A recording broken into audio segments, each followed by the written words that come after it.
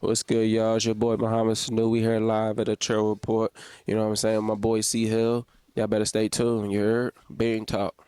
So OBJ, Odell Beckham Jr. is going back home to where it all started. He has signed a veteran minimum deal to return back to the New York Giants where his career started. And I just have to say this is a great thing. I'm one of those people who obviously I don't know if you guys have noticed, but I kind of pay attention more to like the story of things happening and like the opportunity that is there for players when they go to different situations or when they, are faced with different situations. I kind of look for more of the story. I would say like I kind of gravitate more towards the story, like what's the story of the situation. Just that's kind of where I find my, I guess you would say, entertainment, if you will. And in this story, like we have talked about this on the channel before, the possibility of him going back to New York, and John Harbaugh said it was a possibility for it to happen, and it is official as of now. So my opinion on this, I think it's a great move. And kind of like in that past video, we were talking about this. I just think it's a great move, not only for OBJ because he gets to, and I don't know if this will be his last year. I think he does have a lot still left in the tank as far as he's still able to play the game of football. Now, can he play the game of football to the point to where his prime was? I believe maybe those days are probably behind him. And it's no offense to OBJ as far as like his personal talent. It's just at this stage with his age and him being kind of an older receiver, he's kind of, I wouldn't say forced, but kind of pushed into a role to where he won't be a number one receiver because it's so many younger receivers that get more targets, get more opportunities, stuff like that, that it kind of pushes wide receivers like OBJ to kind of get pushed into that role of kind of being either maybe a 2B receiver, like a second really third option, maybe a number 3 receiver or a specialty receiver or a third down receiver or something like that. It kind of pushes you into being that guy. Where earlier in his career, obviously, as we all know, if you watched OBJ during that time, earlier in his career, he was the number one receiver, and it wasn't no question about it. But as you get older in the NFL, as we know, is what have you done for me lately? Not for long is what the NFL stands for, hypothetically.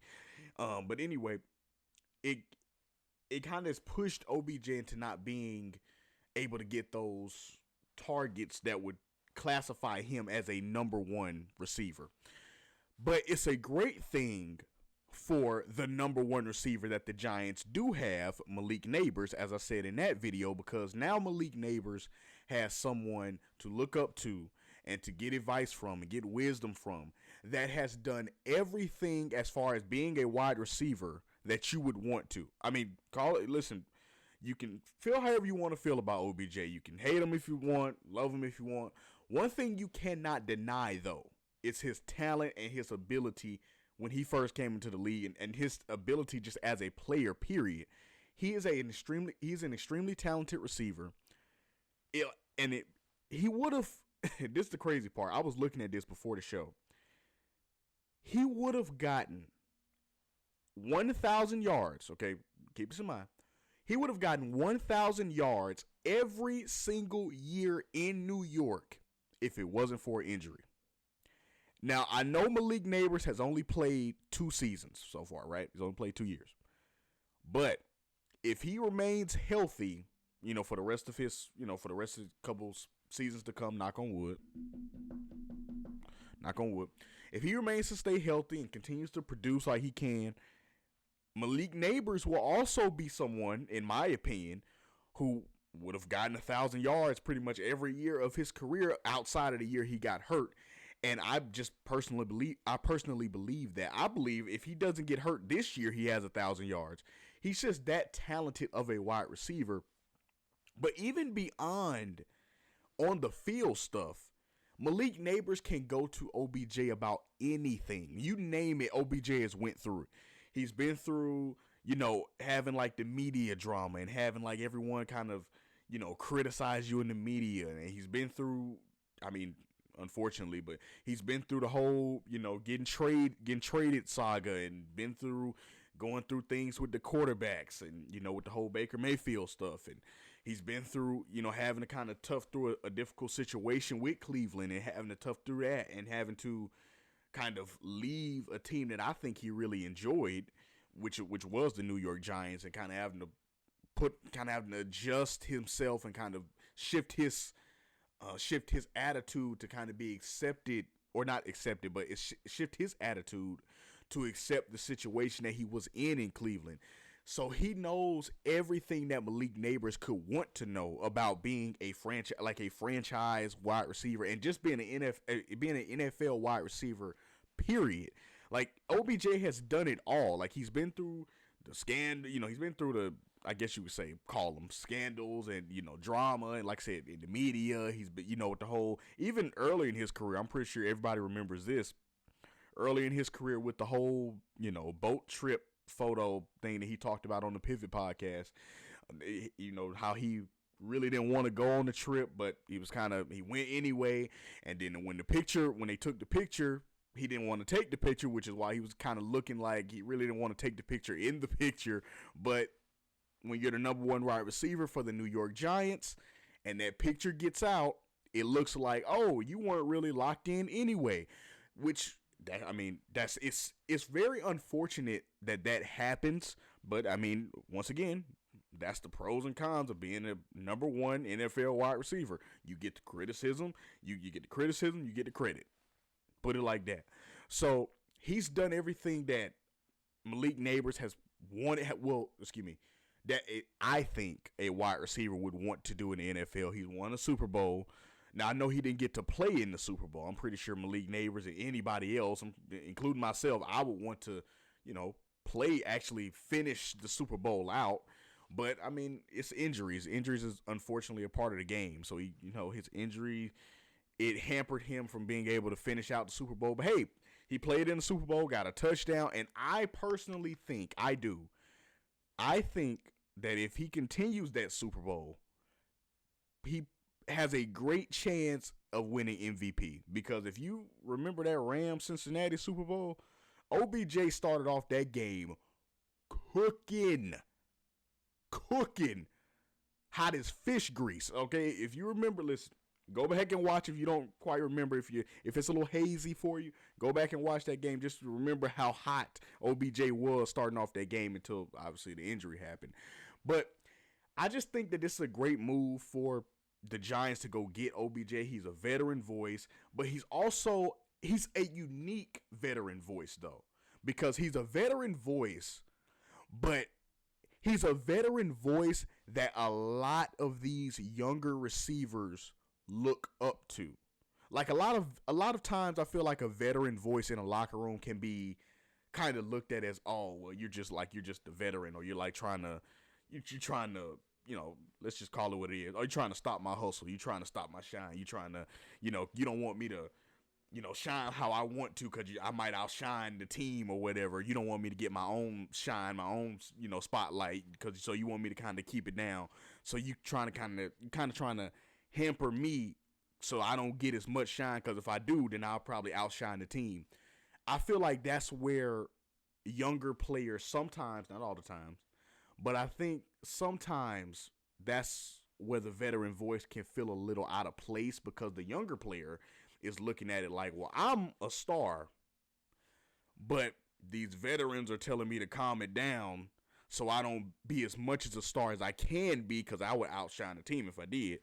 But with OBJ, it's different, because when OBJ tells you to do something, or gives you advice and wisdom, and like, hey, maybe you should do this, or maybe you should, try this, or maybe you should calm it down on this.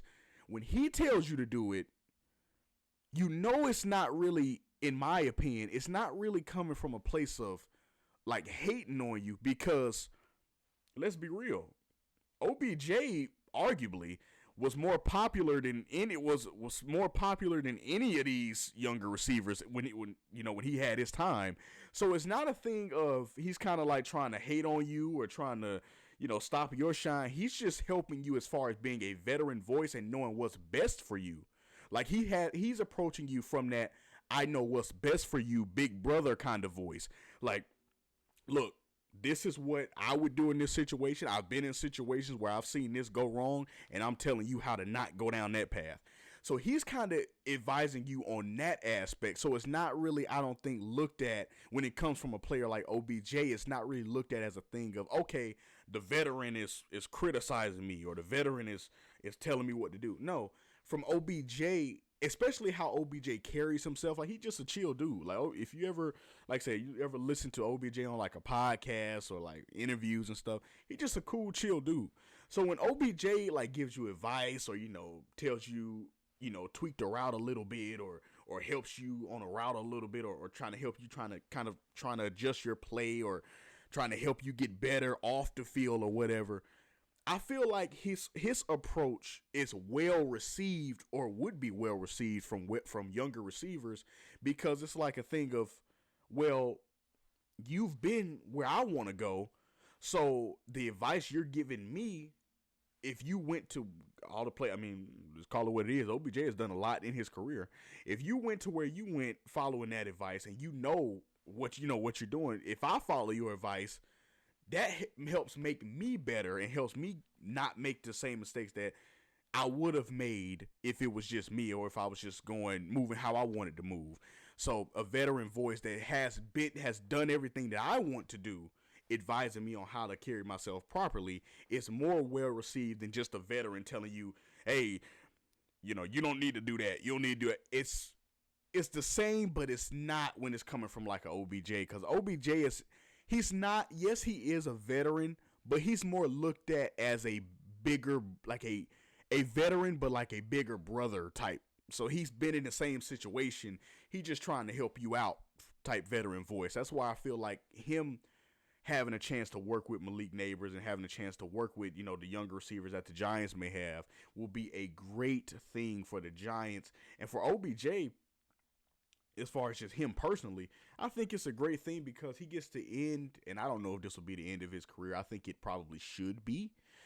He probably should go ahead and retire after this year. I mean, because you've done pretty much everything that a wide receiver can dream of, just being honest. I mean, when I think about OBJ's career, everything that a wide receiver would dream of, OBJ has pretty much done it. Won a Super Bowl, had the money, made over $100 million in your career. Like I said, won a Super Bowl, had a chance to play with other great receivers, had a chance to play with Cooper Kupp, the former Triple Crown winner, had a chance to play with great quarterbacks, played with Eli Manning and Matt Stafford. Also had a chance to play with Baker Mayfield, who is not necessarily a scrub. He's just not on Eli Manning or Matt Stafford's level. But had a chance to play with some interesting quarterbacks. Obviously went to the Pro Bowl a couple times. I mean, plenty of times. I would say arguably, well, I don't even say arguably, I'll say this hands down, was the most popular player in the NFL at one point. Let's just call that what it is. Graced the Madden cover, had a chance to have your son watch you play. So, I mean, when you look at his career, man, it's kind of everything you want to do as a wide receiver, he's done. He's kind of to that point. If I could compare OBJ to like a video game or something, like in like where you play, all my 2K fans know what I'm talking about. When you play like 2K or maybe Madden or whatever game you play, when you get your player to the point to where he's pretty much done everything. He done won the MVPs. He done got the money. He done won the awards. He done probably broke the record for most championships, broke the scoring record, broke the, touchdown record, broke the receiving record. When you get to that point, the game kind of gets boring, because it's like, it doesn't get boring, but it's like you've done everything. So there's nothing left to explore. Like you're saying, there's nothing left to do at that point. OBJ throughout his career, listen, 10 seasons, 5 teams, of course, 575 catches, over 7,000 yards, almost 8,000, 60 touchdowns, selected to play in 3 Pro Bowls, won Offensive Rookie of the Year, and obviously, like I said, won the Super Bowl. And as far as his Giants career, I don't know if he'll get 1,000 yards this year, but as far as his Giants career, that's already, in my opinion, cemented. Once again, would have had 1,000 yards every single year in New York if it wasn't for injury. Outside of that, every single season he would have had a 1,000 yards. He'd had a 1,000 yard season every single year in New York if it wasn't for an injury. That's crazy to think about. And he was in New York for, 5 seasons. And every single year would have been 1,000 yards if it wasn't for that injury. And once again, I feel like Malik Neighbors can replicate that if obviously the football gods, allow him to stay healthy, knock on wood. If the football gods allow him to stay healthy, I think that Malik Neighbors can have 1,000 yards every year easily. He had 1,000 yards in his first year. The only reason he didn't have 1,000 yards this year was because of the injury, and that's literally the exact thing I just said about OBJ's tenure in New York. So who better to mentor the guy that pretty much, in my opinion, can fill that star void of what OBJ was, like Malik Neighbors can, because I feel like Malik Neighbors can replicate that production and that star number one receiver value that OBJ once did. He can replicate that in New York, in my opinion. So why not get the guy to mentor him that has done everything you would want a number one receiver to do? So I think it's just great. I'm not even really too much focused on his play at this point because OBJ's career is cemented. Like I said, he played 10 seasons in the NFL, made over $100 million, was the most popular player in the NFL at one point. His career, dog, is cemented. So I'm not even focused on his production and what he does for the team. I say at the very best this year, he'll probably get maybe no offense to OBJ, because I know this is probably disrespectful to OBJ a little bit, but I say at the very most he'll probably get maybe 700 yards, maybe 700, maybe 8, because like I said, the targets are going to be going to, as we already know, the targets are going to be going to Malik Neighbors, so we already know where the targets are going to go. I think OBJ will play into factor more as the veteran voice for Malik Neighbors and as far as the younger receivers. And also, I think OBJ will play a huge role in the development of Jackson Dart. Why? Because as a quarterback, one thing you need to have, obviously, if you're a quarterback, is you need to have that connection with wide receivers. And the one person that can help you understand wide receivers the best is the person that has had problems with quarterbacks in the past. So if I was Jackson Dart, I would approach this like this, just straight up. I would approach it like this. Okay, if there's, just training camp or whatever, just ask OBJ or go up to your receiver. Well, I think Jackson Dart already has that connection with his receivers. But if anything is shaky or if anything gets kind of questioned, Jackson Dart should go up to OBJ and just get his advice, pick his brain on what he thinks can make you a more relatable quarterback to the wide receivers. Just ask him that question because there's no one who would understand that more than someone who's had problems with quarterbacks in the past. He can give you the advice, he can give you the secret sauce on how to connect and relate to these wide receivers. And it might be, who knows what OBJ might say when you ask him. He might, it might be some off the wall stuff. He might say, oh, well, you want to connect with your wide receivers better? Well, start going out with them. Jackson Dart might not want to do that, but if that will help your connection with your receivers better, then hey, I hate to promote this, but if that'll help your connection with your receivers better, hey, maybe don't go out with them. You ain't got to go out with them all the time, but listen, if they go out and you don't have a problem going out, it's in your hours of where you're still up, go out with them a couple times so they can see that you kind of one of the guys, one of the. You're a chill dude. I'm pretty sure Jackson Dart already pretty much has that aura. He don't really need to do that. But if there is anything that is kind of shaky, like I said, ask OBJ, how can I relate with my receivers better? How can I connect with my receivers better? OBJ is a perfect person to ask, in the receiver room, because he's definitely going to be a voice in the wide receiver room. You just go up to him, hey, just quick question. are the receivers happy with how everything's going? You know, and let OBJ be honest with you. Well, no, well they kind of feel like that you're running too much. They kind of feel like that you're scrambling too much. Okay, well that means you know what you got to do. Next game, if it's there, give them some more opportunities. Throw a couple more passes out there for them, and I feel like signing OBJ opens up not only the development side of the Giants, because I think they're a great developmental team, like as far as developing the younger players. I think they're great as far as that, just having John Harbaugh for that. I think that's already pretty much there. But OBJ not only enhances that, but he also enhances that connection with the team. So that's why I feel like this was a overall great move for the Giants to bring in OBJ. They also brought in Juju Smith-Schuster and Braxton Berrios, but the one who made the headlines was OBJ, and rightfully so, for him returning home back to the Giants. So I think this will fare great for not only the Giants, but for OBJ as well. And I can't wait to see how it all shapes up and everything. I can't wait to see the great improvements or great words of wisdom that are spread in that locker room and in that wide receiver room from OBJ. Because one thing you can say about OBJ, like I said, you can love him, you can hate him, but one thing you can't say is that he hasn't had a very successful career in the NFL. So I think his wisdom and his words of wisdom and his words of encouragement and his kind of positive vibe and kind of chill, laid back, having fun kind of energy, I think it will go amazing on the Giants team. So I think it will be great. We'll see how it works out, though. Congratulations to OBJ for making it back home with the New York Giants, man. That's what's up. Yo, it's me, Chill, from the Chill Report. If y'all watched the video, I hope you enjoyed it. Make sure to come back next time. Before you leave, make sure to like, subscribe, and comment. Become one of the chillest players in the game. And I'm out. Peace.